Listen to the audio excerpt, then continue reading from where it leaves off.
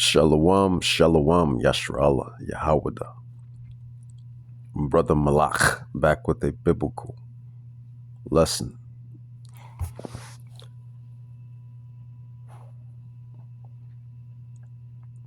Prophecy, prophecy, prophecy. This lesson is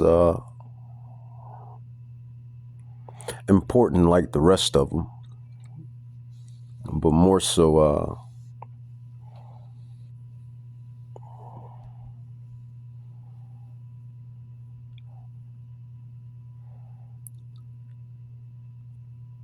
inevitable.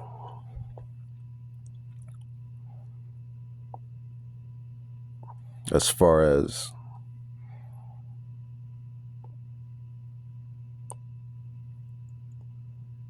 it's going to happen. It's going to happen, and no mortal can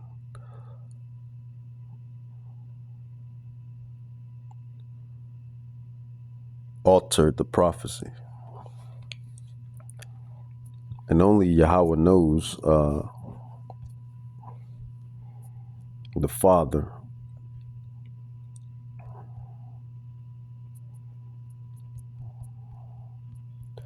the date, the time, the second, and the day, month, year, second, time, minute.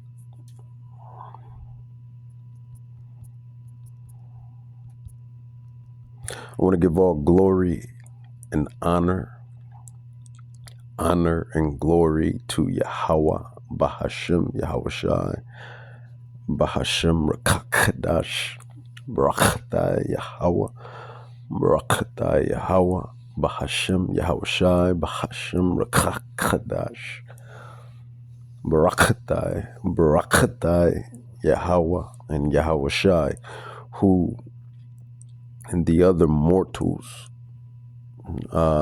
being Israelites and heathens, called God and Jesus. Only Yahweh knows the day. Typing this in.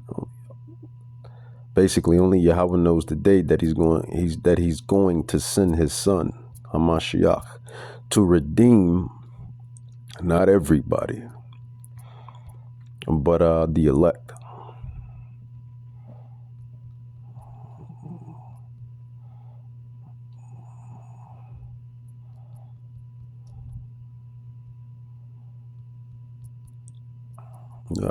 Redeem, roughly paraphrase, redeem his, redeem, sin. And I wanted this scripture, bear with me because I forgot. Let's see, chat pulls it up. All right, Apostle Matthew, chapter 24, verse 36, where it says that no one knows the day or hour except the Father. And give me that, Matthew 24:36. 24:36 KJV. It says, but of that day and hour knoweth no man, no mortal, no woman, no mortal, no child, no mortal, no teen, no mortal, no young adult, no mortal. No mortal knows the day or hour. And with that being said, the men that sigh and cry on those highways and hedges and on these digital epistles, sending out these digital epistles through the internet, airwaves, and whatnot. Yes, we're mortals, but we're not just any old mortals. Yeah, we're mortals, but we're not any old mortals. Obviously, right? Right. Matthew 24, verse 36, it says, but of the day and hour knoweth no man, no, not the angels of heaven, but my Father only. And who is the Father? The Father, Salak. It is Abba Yahweh, which means in the Paleo Hebrew, when you look up the Paleo Hebrew alphabet, it says Yahawah.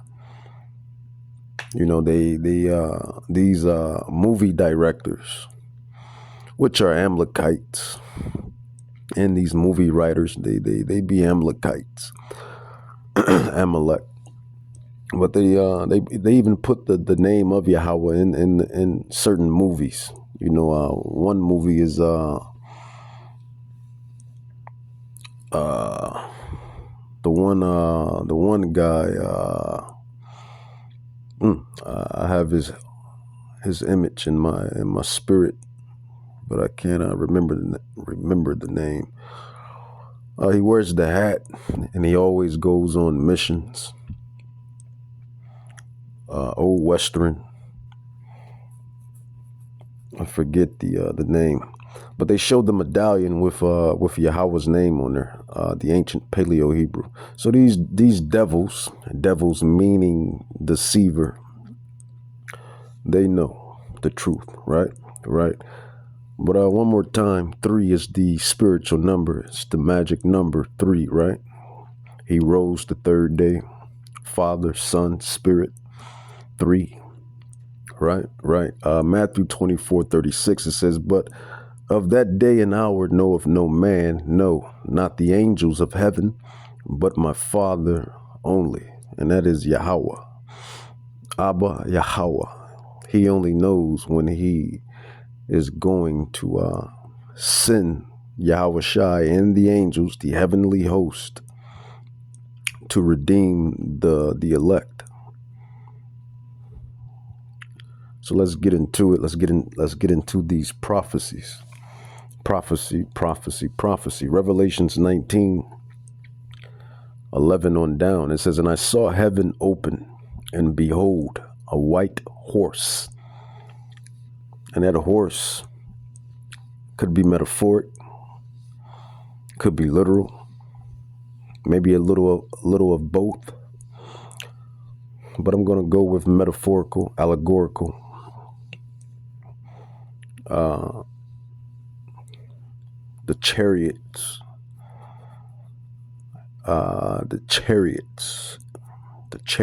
aka UFOs, aka UAPs. You have a bunch of military men and women who have heard the stories of the UFOs, UAPs, from really from pilots and whatnot. But it's real. It's in the scrolls. It's all written in the scrolls, prophecy. And this is how Yahawahshai is coming back. He's coming back on a chariot, in a chariot, with a chariot, however you want to slice it, dice it, mix it, blend it. He's coming back with angelical power, angelical heavenly craft or vehicles. It says, Revelations 19:11, it says, and I saw heaven open, and behold, a white horse, and he that sat upon him was called Faithful and True, and in righteousness he does judge and make war. It says, his eyes were as a flame of fire, and on his head were many crowns, and he had a name written that no man knew but he himself, and he was clothed with a vesture dipped in blood, and his name is called the Word of God, Yahweh, the Word of Yahweh, because Yahawahshai is the Word. He is the Word made flesh, who you obliviously call Jesus, or ignorantly call Jesus, a so-called black man, so-called black man, a so-called black man, full with a full nose, with full lips, bronze, dark bronze skin, woolly thick hair, woolly thick beard. He is the Word made flesh. Yahawahshai HaMashiach, the Anointed One, salvation.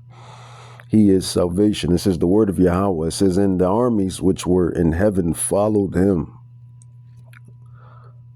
And the armies which were in heaven followed him upon white horses, clothed in fine linen, white and clean. So a heavenly host, a heavenly army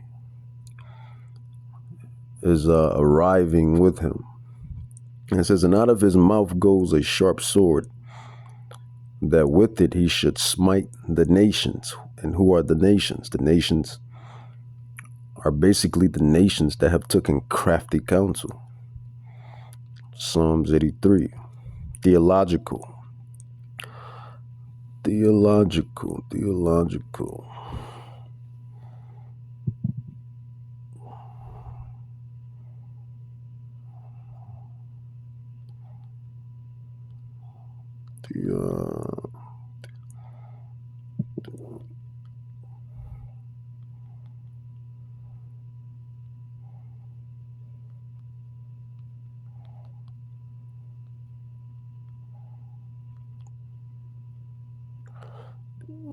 Bear with me.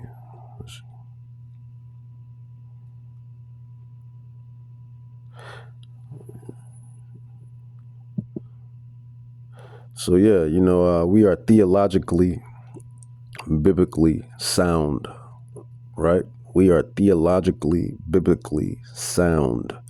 We are theologically, biblically sound.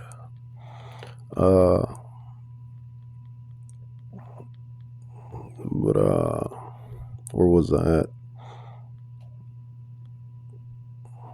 Kind of lost my train of thought, but oh well. It says, Revelations 19:15, it says, and out of his mouth goes a sharp sword, that with it he should smite the nations. Okay, that's where I was at.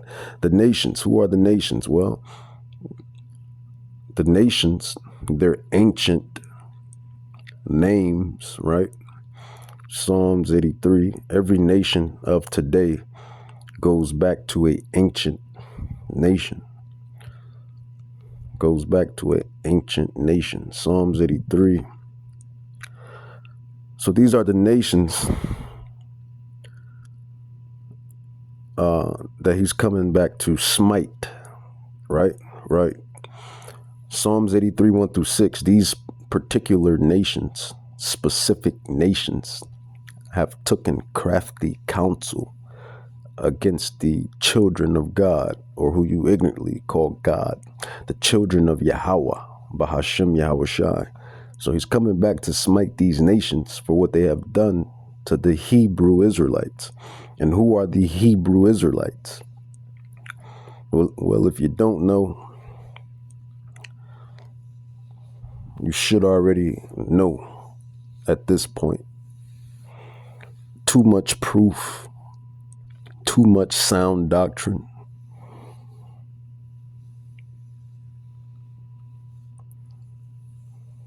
Too much truth being revealed in these last days of this dying kingdom. Too much truth has been revealed in the last days of this dying kingdom. But the so-called Hebrew Israelites are, or consist of, the so-called Negroes, blacks, Jamaicans, Haitians, Latinos and Latinas, Afro-Latinos and Afro-Latinas, and indigenous Tainos, and Native Americans. You Native Americans, Latins, and blacks, Negroes, Latins, Native Indians, Negroes, Indians. You are the Hebrew Israelites, the southern kingdom and the northern kingdom. You make up two kingdoms, the Southern Kingdom and the Northern Kingdom. You Indians and you Negroes and you Indians. Latin people are considered Indians, right? The Americas is filled with Indians, different tribes of Indians, just like Africa, right? Or the land of Ham, filled with many tribes of the western part of Africa anyway, filled with different tribes of Negroes or so-called Negroes, right? Right. Israelites. And when Christopher Columbus came to America, or the islands, Cuba, Dominican Republic, Haiti, the islands, he seen copper-colored Indians, from dark copper color to maybe obviously light copper color to dark copper color, different variations. It's written, it's documented. But I digress. So they are the Israelites. Those people consist of, they make up the Israelites. Now, all of the other nations, they are expressed through this verse here. This is Psalms 83, 1-6. It says, "Keep not thou silence, O Yahweh, hold not thy peace, and be not still, O Yahweh. For lo, thy enemies make a tumult, and they that hate thee have lifted up the head. They have taken crafty counsel against thy people, and consulted against thy hidden ones." And who are the hidden ones? Well, the people that I just named earlier. You so-called Indians and so-called Negroes. You so-called Negroes and so-called Indians. Native Indians, Latins, and Negroes. Negroes, Latins, and Indians. Whose fathers, I got to be specific on this, right? Whose fathers go back to the ancient, royal, regal bloodline Israelites, which consist of Judah, Benjamin, Levi, Naphtali, Gad, Reuben, Issachar, Ephraim, Manasseh, Simeon, Zebulun, Dan, maybe the tribe of Dan. I believe still some descendants. So that's how that goes rather.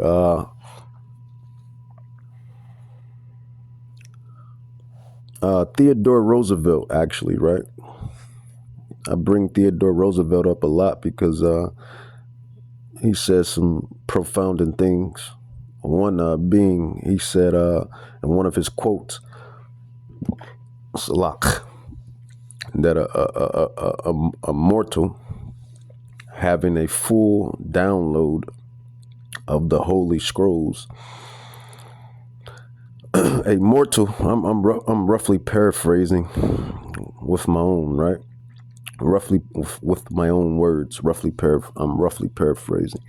He basically said, Theodore Roosevelt basically said, roughly paraphrased, that a mortal having full download of the Holy Scrolls is greater than having a college education.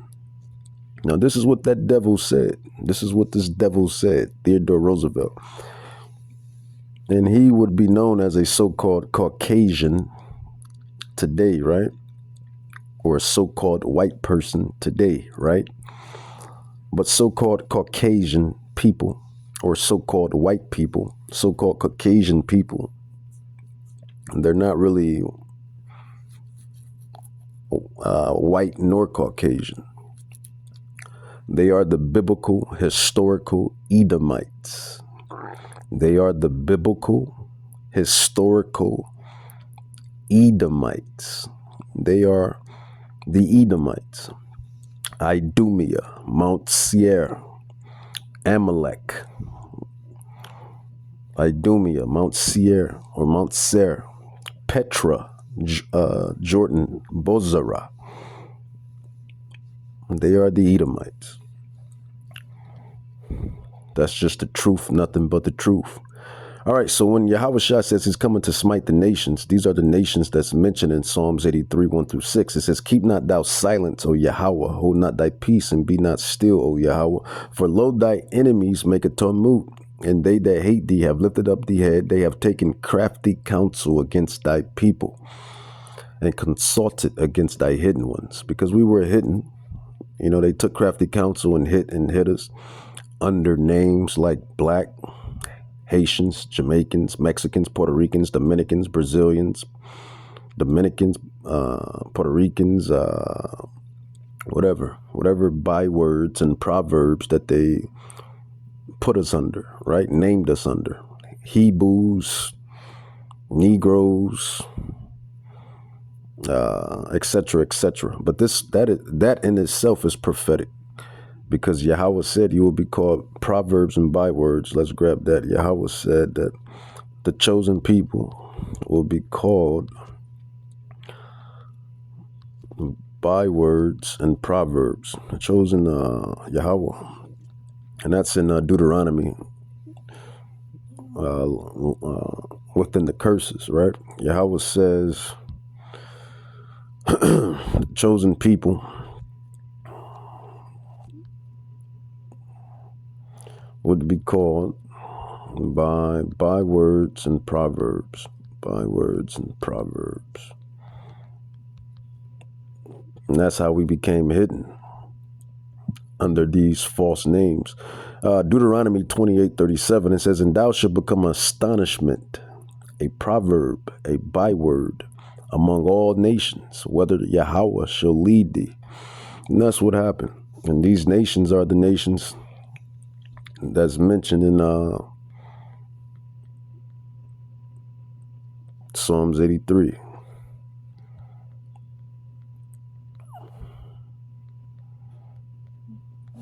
Let's go back. Psalms 83, Psalms 83. Psalms 83. All right. So, for lo, thy enemies make a tumult, and they that hate thee have lifted up the head. They have taken crafty counsel against thy people and consulted against the hidden ones. They have said, come and let us cut them off from being a nation, that the name of Israel or Jacob, Israel, remember our forefather, Jacob fought the angel. He wrestled an angel. Yeah, Jacob gets down and glorious with his ways, right? I mean, you see that throughout life, fashion, music, sports, intelligence, creativity. For Jacob is the former of all things. It just runs through our blood, right? It says he fought the angel. Basically, what I'm getting at is we do extravagant things, special things. We're very peculiar. It says the name of Israel. So he fought the angel, and Jacob became Israel, Prince of the Power, Yashra'Allah. Prince of the Power, Yashra'Allah. It says, they have said, come and let us cut them off for being a nation, that the name of Israel or Jacob or Yashra'Allah may be no more in remembrance. It says, for they have consulted together with one consent. They are confederate against thee. And it gives you the nations, the tabernacles of Edom, Edomites rather. They are the so-called Caucasian man, woman, and child. It says, and the Ishmaelites, Ishmael, the so-called Arab, man, woman, and child. And of Moab, we believe the so-called Moabites, Moab, are the so-called Chinese, man, woman, and child. And the Hagarians, I never pronounced that quite right, but oh well. I believe they are more Arabic, so-called Arabic tribes or whatnot. Jabal, Ammon, we believe are the so-called Japanese.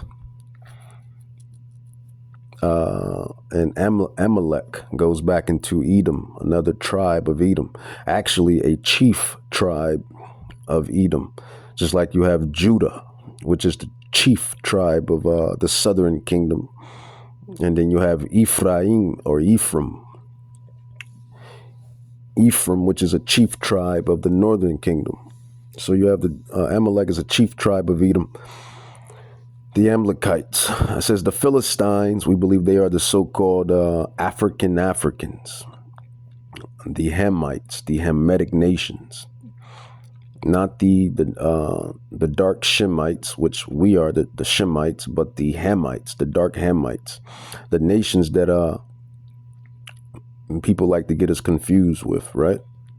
The darker nations, the Canaanites, the Hamites consist of the Canaanites, the Cushites, the Hittites, Jebusites, all of them, Philistines, the African nations, Egyptians. It says, with the inhabitants of Tyre, another Hamitic nation. Ashur, I believe, is a Hamitic nation as well, also is joined with them. They have hope in the children of Laslat. All right, so that's who he's coming back to smite. Those nations that's mentioned in Psalms 83, 1-6, that have taken crafty counsel against the holy, chosen people, which consist of your so-called blacks, Hispanics, and Native Indians, or Latins and Native Indians, whose fathers go back to the bloodline Israelites, because you have so-called looking blacks that are not Israelites. You have so-called looking Native Indians who are not Israelites. You have so-called looking Latins or Hispanics that are not Israelites. Their fathers go back to the other nations. Like case in point, Spaniards. If you're a so-called Native Indian, I mean, well, we all we all categorize them as Native Indians to some extent. But if you're so-called, Puerto Rican, Dominican, Mexican, all of the other nations, Venezuelan, Salvadorian, or Colombian, all of them, and your father's Brazilian, and your father go back to a Spaniard, then you are not an Israelite. Same thing with you blacks, African Americans, Haitians, Jamaicans. If your father does not go back to a Israelite, which is Judah, Benjamin, Levi, Naphtali, Gad, Reuben, Isaac, Abraham, you are a so-called, you are a heathen. You're not an Israelite. Same thing that goes with the Native Indians, so-called Native Indians. If your father does not go back to an Israelite, you are a heathen. You are of the other nations. So these are the nations. I got to tell the truth, right? Nothing but the truth. These are the nations that Yahawahshai is coming back to smite. Now you speed it up, run it up all the way into 2026, 2027. And now you have these ancient nations named modern names such as white, Arabic, African, Asian, Chinese, Japanese, Spaniard, etc., etc. All right, Revelations 19, verse 14, it says, and the armies which were in heaven followed him upon the white horses, clothed in fine linen, white and clean. And out of his mouth goes a sharp sword, that with it he shall smite the nations, and he shall rule them with the rod of iron, and tread down the winepress of the fierceness with the wrath of the Almighty Yahweh. And he hath on his vesture, and on his thigh, a name written, King of Kings and Lord of Lords. It says, and I saw an angel standing in the sun, and he cried with a loud voice, saying to all the fowls that fly in the midst of heaven, come and gather yourselves together unto the supper of the great God, that ye may eat the flesh of kings, and the flesh of captains, and the flesh of mighty men, and the flesh of horses. This is Armageddon. Yahawahshai is going to pop out via Armageddon. And we have 3 major prophecies left. Me speaking as a mortal, but not just any mortal. The mark of the beast, the hour of temptation, great tribulation, then World War III, and then Armageddon. And he's going to come in that order. The mark of the beast, the hour of temptation, great tribulation, World War III, Armageddon. And this is just Armageddon talk. It says that ye may eat the flesh of kings and the flesh of captains. These are going to be all of those armies of those nations that I mentioned earlier. I gave you their ancient names and I gave you their modern names, what they were known as in the ancient days and what they are known as in the modern days of today. It says that ye may eat the flesh of kings and the flesh of captains and the flesh of mighty men and the flesh of horses and of them that sit on them. It says in the flesh of all men, both free and bond, both small and great. Now don't get it twisted. You're going to have Israelites as well. You're going to have Israelites that's going to be fighting their Lord and Savior. How about that? You're going to have Israelites that are going to be in these different militaries, and they're going to be fighting the Yahawahshai Mashiach. They're going to be getting blew down by the chariots and laser fires and all of that great glory and power, fighting the one that was coming, really, that died for you. If you're an Israelite, that shed his blood for you. Picture that. How ironic is that? It says, and I saw the beasts and the kings of the earth and their armies gathered together to make war against him that sat on the horse and against his army. All this talk about armies, the Straits of Hormuz, these blockheads, Iran really put the original blockade on the Strait of Hormuz. And, then Trump, he went back and put his own block on the Strait of Hormuz or Hamas. And now I guess it's the Strait of America, right? They should just change it to the Strait of America because, Trump put his blockade on it. Now it ain't even the Strait of Hormuz or Hamas, however you want to pronounce it. It's the Strait of America. But this strait supposedly is like 40% of the world's economy. And China,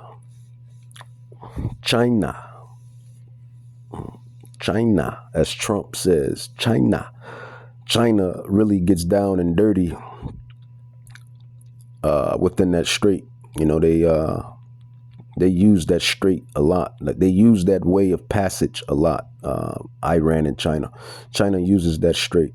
But if Trump put a double blockade on it, then that's look like we have something spicing up, to say the least. Revelations 19:19, it says, and I saw the beasts and the kings of the earth and their armies gathered together to make war against him that sat on the horse and against his army. So Yahawahshai is coming back with his armies of armies, thousands of angels, thousands upon thousands of angels. Let's grab that Psalm 68. So Iran has their army. America has their army. China has their army. Russia has their army. Pakistan has their army. Saudi Arabia has their army. All of these mortals, right? Men. America has its army. Everybody has their army, right? But the army of Yahweh Bahashem Yahawahshai is top tier. The Psalm 68:17, it says the chariots of Yahweh are 20,000, even thousands of angels. The Lord is among them as in Sinai in the holy place. Chat, theological meaning. The verse is rich with imagery and points to Yahweh's power, presence, and heavenly host. It says 1, God's heavenly army, chariots, thousands of angels, symbolizes an innumerable divine force. It shows that Yahweh is not alone. He is surrounded by a vast heavenly host. divine presence. Yahweh is among them, emphasizes that Yahweh actively dwells with his host. This connects to his presence with Yashra'Allah, which is us, you so-called blacks, Hispanics, and Native Indians. Power and majesty. This verse represents or presents Yahweh as a king with an army, a warrior who defends his people, a holy presence dwelling among them. And all of the tribes are warrior tribes, the Israelites, from Judah all the way down to Issachar. Y'all warrior-like, all have that warrior blood. This is why Vegeta, for those that watch certain animes, DBZ, Dragon Ball Z is a popular anime. But it's a thing, or there's a nation within the anime. They're known as the Saiyans. They're known as the Saiyans, and they are a warrior-like race. And the Israelites are the same way. Tribal warriors, tribal. And really, it's really talking about you Israelites. You Israelites are the Saiyans. But one of my favorite Saiyan is Vegeta. And not only is he a Saiyan, a warrior, he is the royal, the regal bloodline of that nation. That's why he refers to himself as the prince of all Saiyans. And who are the Israelites? We are the princes, the kings, priests, judges. We are royal and regal. So, not only I, but a lot of Israelites relate to Vegeta, as well as Goku as well, but more so, Vegeta, the prince, the royal blood, the regal blood, right? Right.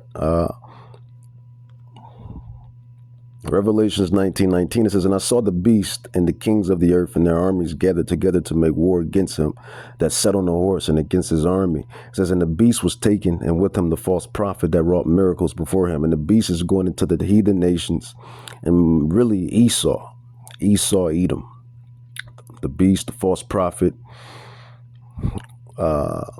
UN, NATO, all of the heathen powers and militaries, the nations. That's really who the beast, the false prophets and whatnot. That's the dragon and all of that. It's all allegorical, metaphorical talk. It says, "And the beast was taken, and with him the false prophet that wrought miracles before him." And that's going to be with that chip, the mark of the beast. It says, "With which he deceived them that had received the mark of the beast, and them that worshipped his image. These both were cast alive into a lake of fire burning with brimstone."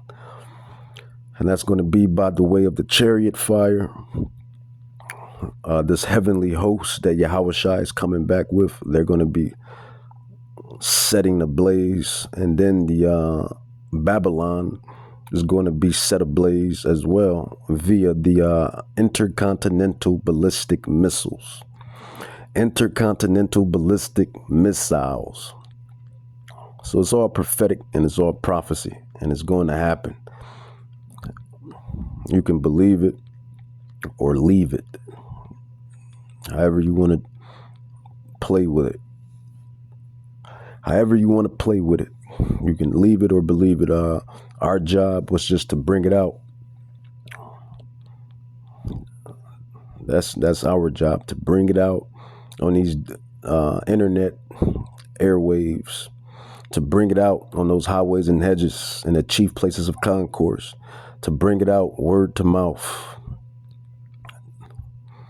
And that is the job of a prophet or prophetess, right? Right. Revelation 6:14-17, it says, "And the heavens departed as a scroll when it is rolled together, and every mountain and island were moved out of their places. And the kings of the earth, and the great men, and the rich men, and the chief captains, and the mighty men, and every bondman and every free man hid themselves in the dens and in the rocks of the mountains, and said to the mountains and rocks, Fall on us and hide us from the face of him that sits on the throne." That is Yahweh, Abba, who they call God, right? It says, and, comma, and from the wrath of the Lamb. That is Yahawahshai HaMashiach, who they call Christ or Jesus. It says, for the great day of his wrath is come, and who shall be able to stand? And who shall be able to stand? Revelations 1:7.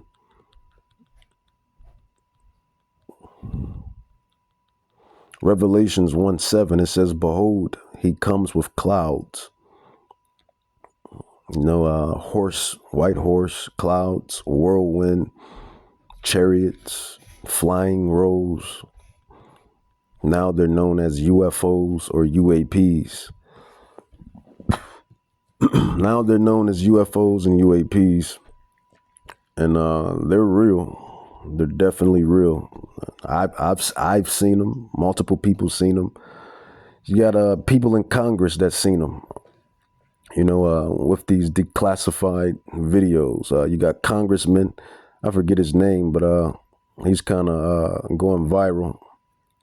But the congressman says he was told a football field sized underwater UFO moves over 200 miles per hour. They are real. This guy here, I forget his name. The congressman with the country accent or twang or whatnot. They had a whole press conference about the UFOs, the chariots of the Lord, the chariots of Israel. These are the chariots of Yahawahshai. They're not UFOs. They're not UAPs.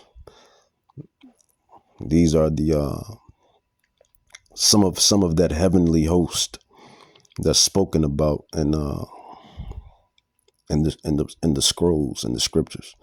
Congressman says he was told a football field sized underwater UFO moves over 200 miles per hour. And they're real. Yeah, we know they're real. We've been telling you that they're real. The Bible, the Holy Scrolls, the biblical scrolls informs you mortals that they're real. But the job of the devil, right? The physical counterpart, Esau, and the spiritual counterpart, Hasatan, they tried to hide the existence of the fourth dimension. They tried to hide the existence of the spiritual realm. Everybody wants to hide the existence of the spiritual realm. That's the problem. That's the damn problem. Everybody wants to hide. Well, not everybody. Clearly, obviously, right? The prophets are on the scene. The prophets, the servants, the apostles, the believers, the saints. We understand and comprehend that the spiritual realm is very, very, very real. But everybody else wants to hide the spiritual realm. And that's the problem. That is the problem. Let's move it right along. As a matter of fact, part 2.